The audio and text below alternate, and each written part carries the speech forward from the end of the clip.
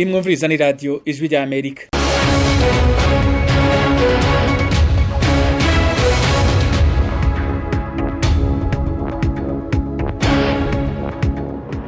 Radio Ijwi rya Amerika isamiraniye Washington DC mu Kirundi no mu Kinyarwanda. Mu Burundi muyumvira ku mirongo migufi ya shortwave ku metero 19 na 22. Mu Rwanda ho mutwumvira kuri FM 104 n'ibice bitatu. Muri kumwe naje Fidel Niyongabo mu makuru y'aka kanya. Mu Burundi abarimu bemeye guhagarika yegere bari batunganije gukora inyuma y'umwumvikano bageze ko n'ubushikiranganje bubajejwe biciye mu mugwi w'igihugu ujejwe ibiganiro CNDS urongowe n'uwahoze atwara igihugu Sylvestre Ntibantunganya. Dari biganiro vyiza cyane, abantu bakaganira bahana ijambo, bakaganira bubahana, bakaganira cyane bashira imbere inyungu zabo bavugira, kandi bose bavugira bamwe ko bavugira nabene igihugu b'u Burundi. Uyu ni Sylvestre Ntibantunganya yahoze ari president w'u Burundi ayoboye uwo mugwi.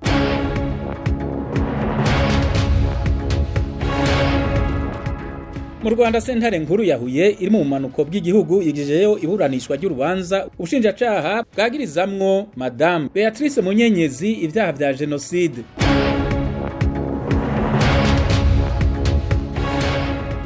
Ishirahamwe mpuzamakungu ONU rivuga ko ihangayikishijwe nuko Sudani idafise ishaka ryo kugira ibiganiro vy'umwumvikano inyuma y'aho abasirikare barashe imyuka ibabaza mu maso ku banyagihugu bari mu myerekano.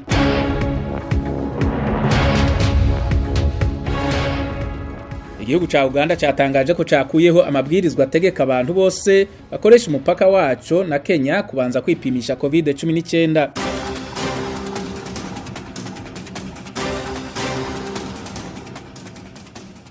Idonido ry'amakuru avugwa hirya no hino kw'isi. Ishirahamwe mpuzamakungu ONU rivuga ko rihangayikishijwe nuko Sudani idafise ishaka ryo kugira ibiganiro vy'umwumvikano inyuma yaho abasirikare barashe imyuka ibabaza mu maso ku banyagihugu bari mu myerekano. Ibindi kuri inkuru na Oriane Tangishaka. Kuri no musi wa kabiri Joseph Borrell hajejwe imigenderanire mu ishirahamwe ry'ibihugu vya Buraya yavuze ashimitse ko igisirikare ca Sudani atashaka gifise ryo gutorera umuti uruhagarara rwa politike ruri muri ico gihugu. Ivyo bibaye nyuma yaho abantu indwi bishwe n'amasasu igihe abajejwe umutekano barasa mu banyagihugu bari mu myerekano mu gisagara ca Khartoum biyamiriza itembagazwa ry'ubutegetsi ryabaye mu mwaka uheze. Mu bice bitandukanye vy'igihugu ca Sudan umugwi w'abaharanira demokrasi baratunganyije imyerekano itandukanye. Abantu barenga 70 baramaze kuhasiga ubuzima, abandi amajana n'amajana barahakomerekera. Iyo myerekano yatanguye kuva mu kwezi kwa 10 aho igisirikare cyakura ku butegetsi leta ya gisivile yari ihari. Iyo kudeta yakuye intwaro y'igitugu ya President Omar al-Bashir yakumiwe n'amakungu yari imaze kiringo c'imyaka 30. Urakoze Oriane.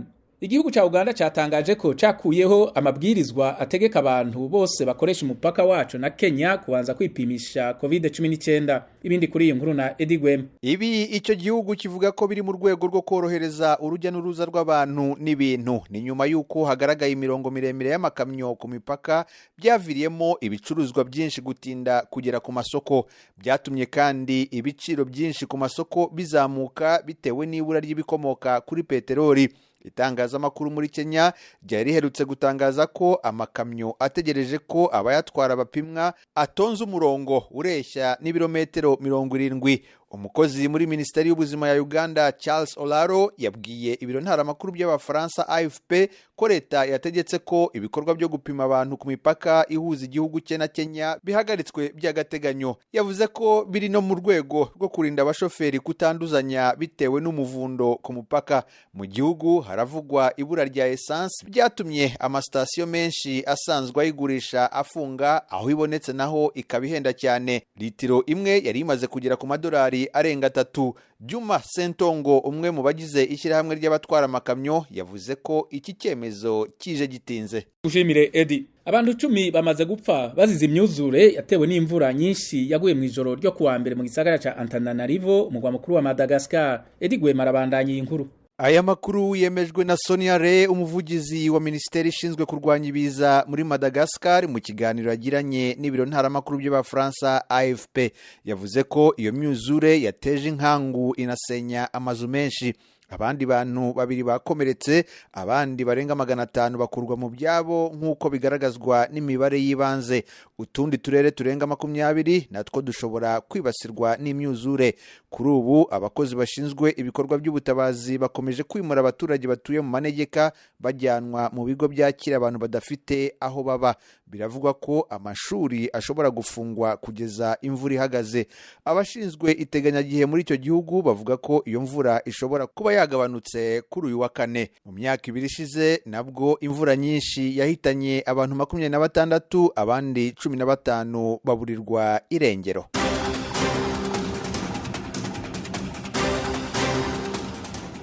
Ayo yari amwe mu makuru avugwa hirya no hino ku isi. Mushobora no kudukurikirana kuri Facebook no ku kibanza cacu ca internet kuri wezi3 radio yacu voa.com.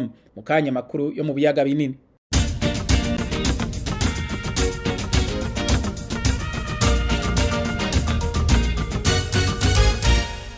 Amakuru yo mu karere k'ibiyaga binini. Mu Burundi abarimu bemeye guhagarika yegereyegere bari batunganije gukora inyuma y'umwumvikano bashitseko n'ubushikiranganje bubajejwe biciye mu mugwi w'igihugu jejwe ibiganiro CNDS urongowe n'uwahoze atwara Uburundi Sylvestre Ntibantunganya. Amatati nyamukuru yarahagaze ku kibazo cariko kirategurirwa abarimu kugira hasuzumwe ubumenyi bwabo. Eloge Wirikaneza ari Nairobi muri Kenya niyo nkuru dufitiye. Umurwi w'igihugu jejwe ibiganiro wamenyeshereje iyo ngingo mu kiganiro hamenyesha makuru ku murwa mukuru w'ubutunzi Bujumbura ku muhinga mukuru wa 2. Ariko muri abaserukira amasendika y'abarimu na leta Parfait Nkerabagenzi umuhanuzi ajejwe ubuhinga muri uwo murwi yibukije abamenyesha makuru bari batumiwe cyari catumye haba kutumvikana hagati ya leta n'urunani rw'amasendika y'abigisha Kosesona. Kwigenekerezo rya 11/0 umwaka w'ibihumbi 2022 umushikiranganje w'indero n'ubushakashatsi yararungikiye abayobozi b'indero mu ntara urwandiko rwerekana ukuntu hotegurwa ikibazo cotuma hatogwa abigisha bonagurirwa ubumenyi. Kwigenekerezo rya 14/0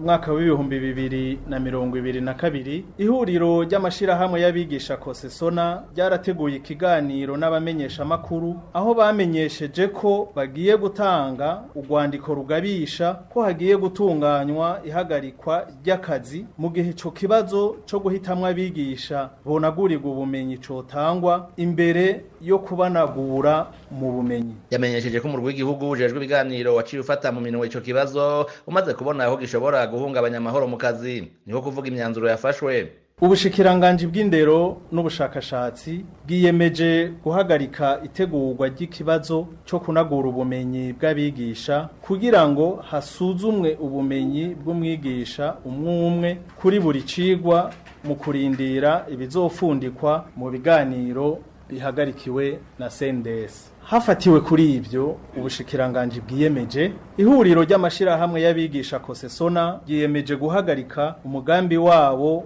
wo gutanguza amayegereyegere mu ntumbero yo gushiraho icuka ciza mu gihe c'ibiganiro. Ubushikiranganje bw'indero n'ubushakashatsi n'ihuriro ry'amashirahamwe y'abakozi Kosesona biyemeje kugiriranira ibiganiro bitagira gahemo kandi vy'ukuri inyuma yo gushira imikono kuri iri tangazo mu ntumbero yo gushika ku nyishu z'ibibazo badahurizako. Sylvestre Ntibantunganya aho zarongoye Burundi ubakaba aherutse kugenwa na president kugira ngo atware umurwi CNDS ujejwe ibiganiro yashimiye abegwa n'ikibazo kunyifato n'akaranga k'ibiganiro bashize imbere. Twamaranye umunsi wose ejo tuganira ku kibazo cashikirijwe cange ku bibazo zashikirijwe na Kosesona tuganira ingene twobifata. Vyari ibiganiro vyiza cane.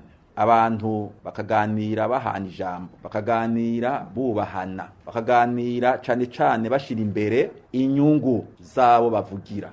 Kandi bose bavugira bamwe, kuko bavugira n'abene gihugu b'u Burundi. Abakabiri nshimira nabo twadufatanije kurongora ivyo bikorwa. Umutwe umwe ntiwegera inama. President wenyine wa CNDS ntaco yari gushobora gushikako adafatanije n'abaturi kumwe. Mu Burundi abarimu bagera ku 82,000 nico gisata gihakaza abantu benshi kurusha ibindi haba mu bushikiranganji n'ibisata vya leta n'amashirahamwe yigenga na mpuzamakungu bari ku butaka bw'ico gihugu. Kugera mu myaka y'2000 haribonekeza cane yegereyegere z'abarimu z'utavana ko zaterwa cane no gusaba kudugirizwa agashahara. Ariko kuva mu 2007 hashizweho umurwi w'abahinga baserukira leta n'amasendika mu ntumbero yo kuraba ukuntu batorera umuti ikibazo c'ubusumbasumbane bw'imishahara mu gihugu. Leta n'abigisha bakomeje kuganira kugeza mu ntango zo kwa 4 2015 babona gusinya amasezerano y'ibanze.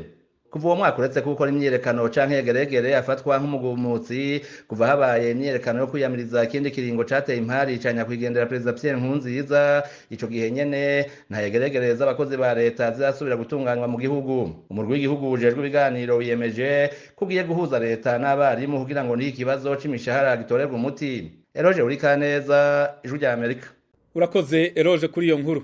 Muri Republika ya Demokarasi ya Kongo abasirikare batatu barimwo ufisi Peter rya Major baguye mu ngwano yari hagati y'igisirikare ca leta ya Kongo n'abagwanyi baba Mai Mai. Ingwano yari kibera ku birometero bigera kuri 3 umuntu avuye mu gisagara ca Uvira kiri mu buseruko bw'igihugu. Ni inkuru y'umumenyesha makuru y'Ijwi rya Amerika Vedaste Ngabo ari Uvira. Amakuru dukesha zimwe mu nzego za gisirikare zikorera muri secteur opérationnel Sokola D avuga ko abasirikare batatu baraye biciwe mu misozi yunamiye umujyi wa Uvira nyuma y'imigwano yahuje ingabo za Kongo n'abagwanyi baba Mai Mai. Muri abo basirikare bishwe barimo majoro wari usanzwe akorera batayo ya intervention rapide ikorera Kavimvira. Mwitangazo umuvugizi wa FARDC muri secteur opérationnel Sokola D Major Dieudonné Kasereka yashize hanze ku gicamunsi cyo kuri uyu wa kabiri yavuze yuko ari ihuriro ry'abagwanyi ba Mai Mai Ilunga Gadi Runyuki na Mushombe ndetse na FNL bashatse gutera umujyi wa Uvira bica abasirikare batatu barimo ofisiye babiri. Umuyobozi wa société civile muri Uvira André Biaduni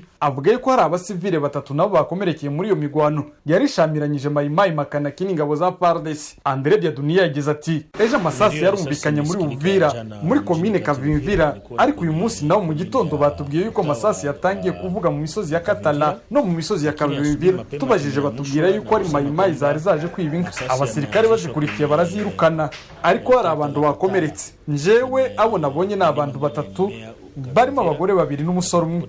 Watu wameumia, mimi mwenyewe nimeona watu watatu kwa macho yangu, wanawake wawili na kijana mmoja. General Makanaki Kasimbira John umuyobozi wa Mai Mai ikorera mu misozi ya Kitundu yemeza yuko ari uri mu migwano n'igisirikare cya Kongo kuko cyaje kumutera mu birindiro bye nawe arakigwanya. Gusa abagize société civile yo muri Uvira bamaganye ibikorwa bigayitse bya Mai Mai byo kurasa igisirikare cya Kongo aho kurasa abagwanyi binjira mu misozi ya Uvira bavuye mu gihugu cy'u Burundi. André Biadunia yagize ati ntabwo wajya gufata imbunda muri Mai Mai nurangiza ngo ujye kurasa igisirikare cya Kongo. Bakwiye kurwanya abanzi binjira muri Kongo bavuye i Burundi. Buri munsi turababona bambuka amazi bavuye i Burundi bakajya mu misozi minini ya Uvira. Abo nibo bakwiriye kurwanwa kuko nibo banzi b'igihugu. Mwomenya yuko igisirikare cya FARDC kiri mu migwano na Mai Mai muri Uvira mu ngabo z'abarundi nazo ziri mu migwano n'inyeshamba za Red Tabara ahitwa Kitogaho muri groupement Kigoma territoire ya Uvira nkuko bitangazwa na société civile yo muri Uvira. Vedaste Ngabo ku bwaragijwe rya Amerika Uvira Mutara Kivu y'Epfo. Tugushimire Vedaste. Banywanyi b'Ijwi rya Amerika uretse kutwumvira ku mirongo ya FM ku mirongo migufi ya shortwaves kuri Facebook na internet mushobora kutwumva biciye ku matelefone yanyu ngendanwa.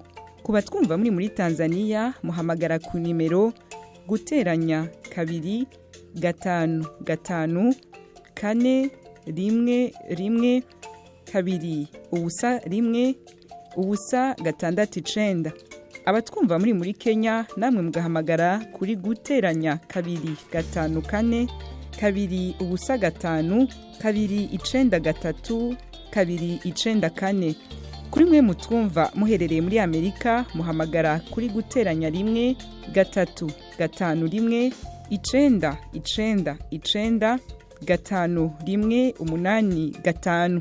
Ijwi rya Amerika ryongeye kubashimira kuba mudahengeshanya kuryumviriza. Ijwi rya Amerika ni radio yanyu.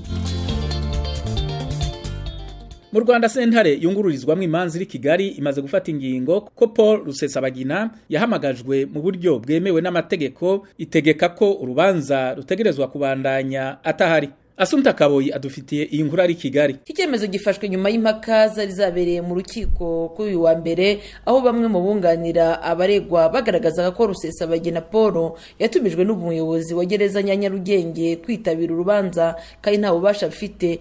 Aba banyamategeko bari bagaragaje urutonde rw'abemerewe gutumiza umuburanyi mu rubanza ruriho umwanditsi w'urukiko cyangwa umuhesha w'inkiko wabigize umwuga. Ubushinjacyaha bwagaragazaga ko guhamagara Paul Rusesabagina byakozwe mu buryo bwemewe n'amategeko. Buvuga ko ihamagara ryakozwe mu buryo bw'ikoranabuhanga, ko icyo gereza yakoze ari ugusohora urupapuro mu mashini gereza ikamusaba kurusinya. Ubushinjacyaha kandi bwanumvikanishije ko iri hamagara ryanamenyeshejwe abunganira Paul Rusesabagina aribo Gatera Gashabana na Maître Rudakemwa Jean Felix. Ubushinjacyaha bunavuga ko Rusesabagina yanze kwipimisha COVID-19 bigaragaza ko yaragambiriye kwanga kwitabira iburanisha bigamije gutinza urubanza maze rugasaba ko urubanza rwakomeza adahari. Nyuma y'izi mpaka kuri uyu wa kabiri, urukiko rwemeje ko umuyobozi wa gereza ari ku rutonde rw'abahesha b'inkiko batabigize umwuga bemerewe guhamagaza ababuranyi mu nkiko, nk'uko n'abanyamabanga nshingwabikorwa b'utugari, umurenge n'uturere n'abari abahesha b'inkiko batabigize umwuga. Urukiko rwahise rwemeza ko gutumiza Rusesabagina mu rubanza byakozwe mu buryo bwemewe n'amategeko, ruhita rutangaza ko urubanza ruzasubukurwa ku wa 4 w'iki cyumweru. Abari gukora 20 bari baje kumva isomwa ry'urubanza, usibye Rusesabagina wagaragaje kuva mu kwezi kwa gatatu k'umwaka ushize ko yikuye mu rubanza kuko asanga nta butabera azahabwa n'urukiko. Itariki ya 20 z'ukwezi kwa cyenda umwaka ushize nibwo urugereko rwihariye rw'urukiko rukuru ruburanisha ibyaha mpuzamahanga n'ibyambukiranya imipaka rwakatiye Rusesabagina gufunga imyaka 25, rukatira Nsabimana Callixte Sankara imyaka 20, uwahawe igifungo gito yahanishijwe imyaka 3. Abaregwa bagera kuri 13 bajuririye ibihano bahawe, ndetse na bamwe mu baregera indishyi bajuriye bavuga ko bahawe indishyi nke ugeranije n'ibyabo byangijwe. Ubushinjacyaha nabwo bujurira butangaza ko abaregwa bahawe igihano gito. Asumta Kaboyi, Ijwi ry'Amerika, i Kigali. Tugushimire Asumta. Mu Rwanda sentare nkuru ya Huye iri mu bumanuko bw'igihugu igijeyo iburanishwa ry'urubanza ubushinjacyaha bwagirizamwo Madame Beatrice Munyenyezi ibyaha bya genocide n'urubanza rwategerezwa gutangura kuburanishwa mu mizi. Idonido kuri inkuru n'umumenyesha makuru Eric Bagirubusa. Iburanisha ryo kuri uyu wa kabiri ryabaye mu buryo bw'ikoranabuhanga ry'iyakure. Madame Beatrice Munyenyezi yagaragaye yambaye impuzankano y'iroza iranga abafungwa. Yari muri gereza nkuru ya Nyarugenge iri mu nkengero z'umujyi wa Kigali, ari kumwe n'abanyamategeko bamwunganira Prince Bikotwa na mugenzi we Felicien Gashema. Ikoranabuhanga ryakunze kugorana bya hato na hato, amajwi yakunze kumvikana acikagurika, ababuranyi n'urukiko bakumvikana amajwi yisubiramo bya hato na hato, ubundi amashusho akabura. Urukiko rukimusomera umwirondoro, Munyenyezi yahise avuga ko atawemera. Mu kirego cy'ubushinjacyaha buvuga ko ku mazina ye hiyongeraho komanda. Abamwunganira basabye urukiko ko rubanza gukosora umwirondoro wa Munyenyezi. Basaba kandi ko habaho iburanisha ry'ibanze ribanziriza urubanza mu mizi. Ubushinjacyaha bwavuze ko ubusabe bw'abanyamategeko buri mu maboko y'inteko iburanisha ikabufataho icyemezo. Byateye inteko iburanisha kujya kwiherera umwanya muto, iza yanzura ko hagomba kubaho iburanisha ry'ibanze. Ashingiye ku mategeko, umucamanza mu rukiko rwisumbuye rwa Huye yavuze ko mu iburanisha ry'ibanze impande zombi zizareba ku ngingo zose zigize urubanza ndetse n'ibimenyetso byose. Muri iryo buranisha urukiko rwavuze ko ababuranyi bombi bazaganira ku kibazo cy'abatangabuhamya bashinja n'abashinjura. N'iburanisha rizaba mu buryo bw'ikoranabuhanga kandi rikazabera mu muhezo. Abunganira uregwa kandi baravuga ko ikirego cy'ubushinjacyaha bwagitanze mu buryo bita ko budasobanutse. Babwiye urukiko ko ubushinjacyaha bwafashe ibyaha 6 burega Munyenyezi bubibumbira hamwe, nyamara buri cyaha gifite amategeko agihana. Ubushinjacyaha buravuga ko umuntu ashobora gukora ibikorwa bimwe bikabyara ibyaha byinshi. Bushingiye ku ngingo z'amategeko bwikomya bunganizi ba Munyenyezi ko birengagiza iby'amategeko ateganya. Bwibutsa ko kuri iyi ngingo umuntu ashobora gukora ibyaha byinshi bigize impurirane mbonezamugambi cyangwa impurirane mbonezabyaha. Buvuga ko ntacyo abanyamategeko ba Munyenyezi bagaragaza banenga inyandiko yabwo itanga ikirego uretse gukora icyo bwise kunenga byo kunenga gusa. Maître Gashema na Maître Bikotwa bakabwira urukiko ko narwo rutamenya aho ruhera ruburanisha urubanza rushingiye ku miterere y'inyandiko y'ikirego cy'ubushinjacyaha. Bagasaba ko ubushinjacyaha butanga umucyo mu kirego cyabwo kuri buri cyaha kugira ngo Munyenyezi azabashe kwiregura. Aba banyamategeko kandi bazamuye inzitizi y'uburyo bw'iburanisha bushingiye ku ikoranabuhanga. Baravuga ko bibuza uburenganzira uwo bunganira bwo kwiregura yisanzuye. Baramusaba kuburana imbona nkubone kuko aburana ibyaha bidasanzwe biri ku rwego mpuzamahanga mpuzamahanga bigira amahame bigenga. Kuri iyi ngingo yo ubushinjacyaha buvuga ko mu kuburanisha hifashishijwe ikoranabuhanga biterwa n'ibihe bidasanzwe byo kwirinda icyorezo cya COVID-19 u Rwanda n'isi birimo. Bakavuga ko no kumukura muri gereza ya Nyarugenge hajya kuburanira i Huye byagorana. Abanyamategeko Gashema na Bikotwa bakavuga ko ubushinjacyaha atari bwo kumenya ibirebana no kujyana Munyenyezi kuburana imbona nkubone mu rukiko, bafatiye ku zindi manza zirimo urw'umunyapolitiki Paul Rusesabagina na bagenzi be n'izindi ziri kuburanishwa imbona nkubone. Basabye urukiko gushakira Munyenyezi uburyo yaburana imbona nkubone bakubahiriza amabwiriza yo kwirinda icyorezo cya COVID-19. Umucamanza yavuze ko iyi ngingo azayifataho icyemezo nyuma yo kurangiza iburanisha ry'ibanze ry'urubanza. Madamu Beatrice Munyenyezi w'imyaka 52 y'amavuko avuka i Rushaki ya Gicumbi mu cyahoze ari perefegitura ya Byumba mu majyaruguru y'u Rwanda. Ni umukazana wa Paulina Nyiramasuhuko wari minisitiri w'umuryango kuri guverinoma y'abatabazi, ubu yakatiwe n'inkiko imyaka 47 nyuma yo kumuhamya ibyaha bya jenoside. Umugabo wa Munyenyezi nawe Arsene Shalom ntaho bari yakatiwe gufungwa imyaka 25. Mu kwezi kwa gatanu umwaka wa 2021 nibwo igihugu cya Leta Zunze Ubumwe za Amerika cyamwohereje kuburanira mu Rwanda. Mbere yo kumuzana mu Rwanda yamaze imyaka 10 afunzwe nyuma yo kumukekaho ibyaha. Ubushinjacyaha umurega ibyaha 6 bikomeye kandi bidasaza bya jenoside n'ibyibasiye inyoko muntu, birimo icyaha cyo gucura umugambi wa jenoside, gukora jenoside, ubufatanyacyaha mu gukangurira abandi, gusambanya abagore ku ngufu nk'icyaha kibasiye inyoko muntu n'ibindi. N'ibyaha aregwa ko yakoreye mu mujyi wa Butare Huye mu majyepfo y'u Rwanda. Ariko nyir'ubwite ibyaha byose arabihakana, akavuga ko yari mu buzima bwari bumugoye butamwemerera kubikora. Iburanisha rizasubukura ku itariki ya 24 z'ukwezi gutaha uyu mwaka. Bagira ubusa ijwi rya Amerika i Huye mu majyepfo y'u Rwanda. Urakoze Eric kuri iyo nkuru.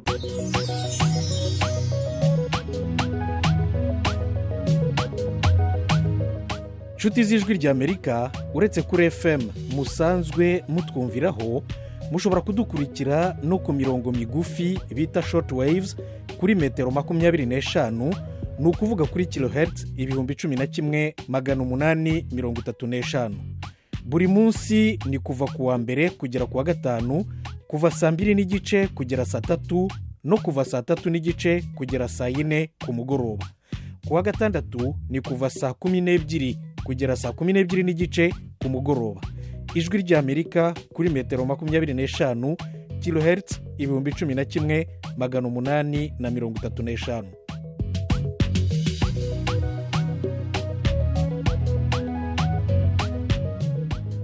Mu makuru y'inkino, urukino rwategerezwa guhuza ama ekipe yo ku rwego rwa division ya mbere mu Rwanda, Marine FC na Espoir FC, ntigwabaye kubera ubwandu bwa COVID-19 bwagaragaye ku bakinyi ba Espoir FC. Mugenzi wacu Tim Ishimwe yavuganye n'umunyamabanga mukuru w'ishyirahamwe ry'umupira w'amaguru mu Rwanda, Muhire Henri, kuri ico kibazo. Imikino ntabwo bayikibaye ku munsi cyangwa amasaha yarateganyijwe, ariko amaze bakora abakinnyi abo bireba bose bagendanye n'abategura cyangwa se abakina bakora kugira ngo bakinnye bari bari ku kibuga. Ariko nk'uko mubizi bitewe n'icyorezo cya COVID-19 isi yose irimo, natwe ikibazo cy'umupira w'amaguru mu Rwanda imikoranire n'inzego z'ubuzima tumaze iminsi hari ibyo dukora byo gufatanya kugira ngo dufashe abantu kurwanya iki cyago, kugikurikirana, kumenya abacyanduye, kumenya abacu bashobora kuvurwa cyangwa se n'abakingirwa nanone.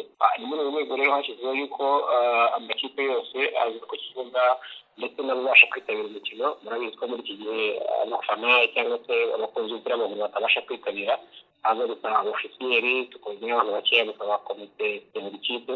Abo rero bose uretse abantu bo muri komite, abandi bose binjira ku kibuga barapimwa kandi bagapimirwa ku kibuga cy'umukino aho umukino uri bubere, dufashwamo n'ikigo cy'igihugu cy'ubuzima RBC. Nyuma rero y'ibipimo byagaragaye ko ibipimo bigomba kubanza gutangirwa raporo mbere y'uko umukino utangira, ibipimo bikereka komiseri n'abandi ndetse nabo bakabanza kubishyikiriza ubunyamabanga bukuru. Ibipimo rero byagaragaye umubare uri hejuru bigendanye n'amwe mu mategeko agenga umupira w'amaguru. Twarebye mu makipe yombi abapimwe, icyo gihe abapimwe abakinnyi, hapimwe staff, ni ukuvuga abaganga, abatoza bayo cyangwa n'abandi bafitanye isano n'uwo mukino. Ubu gusanga hari umubare uri hejuru, ariko mu rwego rugendanye n'umupira w'amaguru hari ikipe yagize umubare uri hejuru itayemerera kubona umubare wa nyawo w'abakinnyi bategerejwe cyangwa se bateganyije kugira ngo umukino wabasha kuba.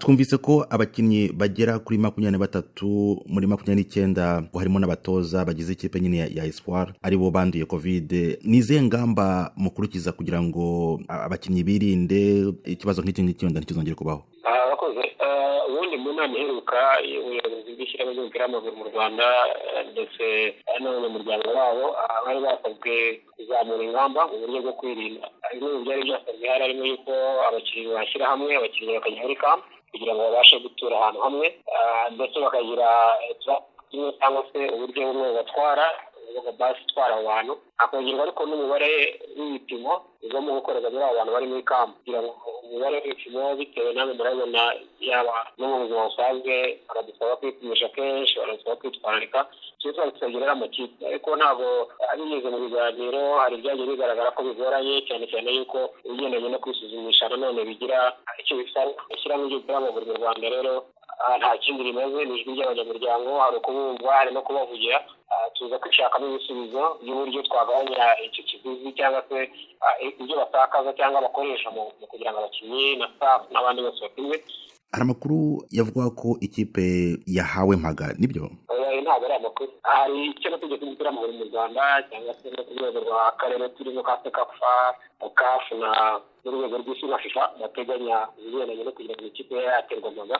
Nibaza ko wenda bishobora kuba harimo ibyavuguriwe bitewe n'ikibyinire bya COVID, ariko kugeza ubu ntabwo ikipe iyo ari yo yose yaba iyo muvuze yaba iyindi izaboneka nta yatewe mpaga cyangwa yatewe mpaga kubera yuko aho yoga. Nibaza ko nta wandi urabishaka, nta urwara bishaka, nabo n'ibyago bagize tutanifuriza undi ari we wese kuba yabigira, nabo ubwabo tubifuriza kurwara ubukira no kurwaza ubukira.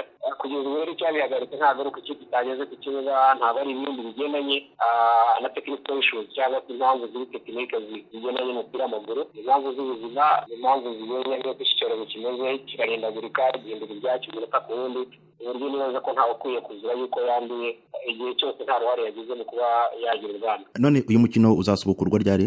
Urumva ni ibitari biteganyijwe, ntabwo wari wagiye ku kibuga yiteguye ko imikino isubika ngo tugenere itariki. Turacyarindiriye nanone ibiva muri raporo z'abasifuzi cyangwa n'abagenzuzi b'umukino kuko haba hari match y'umukino ufite komiseri. Hari igihe cyagenwe rero kugira ngo iyo raporo ibashe gushyikirizwa umunyamabanga, hanyuma bicaye n'abatekinisiye bamenyesha igihe umukino uzabera. Bibaza ko atari kera, nanone birajyana n'ubuzima bw'amakipe cyangwa se bw'abarwayi, ari nayo mpamvu twaza bagatuka abantu bakomeze bitwararike birinda ku bwandu bwiyongera, hanyuma n'abarwayi bubahiriza ingamba z'abafashwe cyangwa se z'abanduye babashe gukira vuba. Turabifuza kutaremba, bose bajye gukurikiranwa mu buryo bwo mu rugo cyangwa se bworoheje home based care, hanyuma twizera ko bigendanye n'ibyo bakomiseri baduha n'ibivuye mu nzego z'ubuzima, kuko abanduye bafite igihe bongera gupimwa, bafite igihe cyateganyijwe abakurikiranwa kugira ngo babe bakongera gusuzumwa barebe niba ubwandu bwabashizemo. Muhire Henry, umunyamabanga mukuru w'ishyirahamwe ry'umupira w'amaguru mu Rwanda Ferwafa, ndagushimiye cyane ku mwanya wahaye ijwi ry'Amerika. Ndabashimiye ijwi ry'Amerika, tugushimire Tim. Tukivuga ku bijyanye n'inkino, umunyarwandakazi Salima Radia Mukansanga yanditse amateka mu rukino rw'umupira w'amaguru ku mugabane wa Afrika igihe yaba umugore wa mbere ahagarikiye urukino mu mahiganwa ya nyuma y'igikombe cya Afrika CAN mu mwaka wa 2021. Ibindi kuri inkuru turabishikizwa na Eddie Gwema.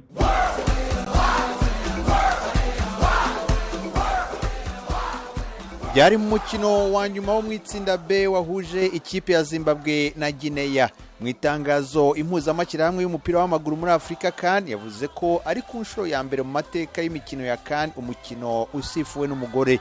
Uyu mukino Mukansanga yasifuye wabereye kuri stade Ahmadou Ahidjo.